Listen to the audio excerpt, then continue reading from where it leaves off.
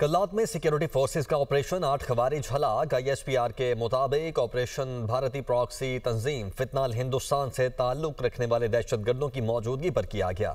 Operation में security forces ने दहशतगर्दों के ठिकाने को मौसर तरीके से निशाना बनाया। फायरिंग के तबादले के बाद 8 भारतीय सरपरस्ती में सरगर्म दहशतगर्द हलाक हुए। हलाक दहशतगर्दों से असलहा, गोला बारूद और धमाका खेज मवाद बरामद हुआ। दहशतगर्द इलाके में मुतअद्दिद दहशतगर्द कार्रवाइयों में मुलव्वस थे। जफर हाशमी इस्लामाबाद से हमारे साथ मौजूद हैं। जफर, इस कामयाब कार्रवाई के बारे में बताइएगा। जी, ISPR के मुताबिक सिक्योरिटी फोर्सेस का ये जिला कल्लात में ऑपरेशन है। ये इंटेलिजेंस बेस्ड ऑपरेशन था।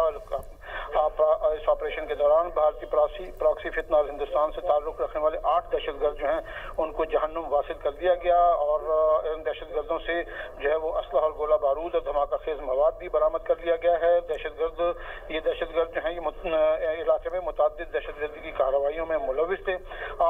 ऑपरेशन के बाद अब मजीद किसी दहशतगर्द की तलाश के सिलसिले में जो है वो इलाके में क्लियरेंस ऑपरेशन जारी है और ISPR का ये कहना है कि दहशतगर्दी के मुकम्मल खात्मे तक ये कार्रवाइयां जो है वो जारी रहेंगी। ऑपरेशन अज़्म इस्तेहकाम के तहत दहशतगर्दी के खिलाफ मुहिम जो है वो भरपूर तरीके से जारी है और ये मुहिम जो है दहशतगर्दी के खात्मे तक जारी रहेगी। ISPR ने मजीद कहा कि पाकिस्तान से गैर मुल्की सरपरस्ती में होने वाली दहशतगर्दी का मुकम्मल खात्मा किया जाएगा।